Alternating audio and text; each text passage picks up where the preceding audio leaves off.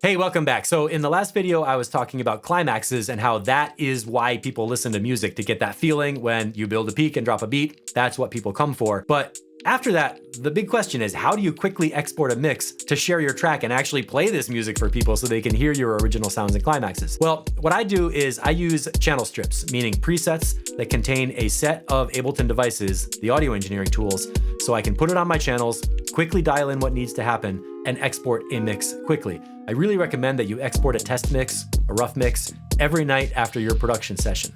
This is gonna train you to get in the habit of 1, making a quick mix, 2, exporting a mix without trying to be a perfectionist, 3, avoiding procrastination, and 4, you get a really good list of files to listen to and compare them, hear what's better, hear what's worse, evaluate your mixes, and know that you're making progress. One of these days, your test mixes are gonna be good enough to play at a gig and they're gonna stand up to pro tracks. So you might as well start now, make some test mixes, and expect that sooner or later, one of them is gonna become the mix. So what is this about channel strips? Well, this comes from doing live sound for years where I had bands come in, I didn't know who was coming, what instruments they were bringing, how many people in the band or anything. They were gonna show up and sometimes they're late. I might have 5 or 10 minutes to actually make the mix after we load in the drums, load in the amps, plug up the mics, get everybody cabled in, hook up the DIs, set the mics, do the monitors. Finally, I get around to mixing for the front of house. You don't have a long time to make a mix at all.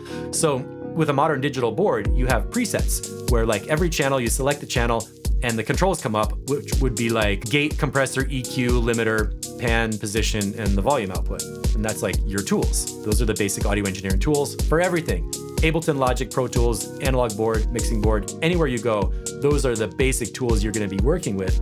And I keep those racked up in Ableton devices so that when I wanna make a quick mix, I take my channel strip, I drop it on kick drum, bass drum, all the drums, all the synths, all the effects, all the vocals, whatever, and I can quickly go through. Here's what I do. I'm gonna tell you the steps of making a mix right now, right? You hit the channel. Number 1, you have your gain for gain staging. Get it in the right range. Number 2, dynamics control, gate if needed, compressor if needed, limiter if needed maybe.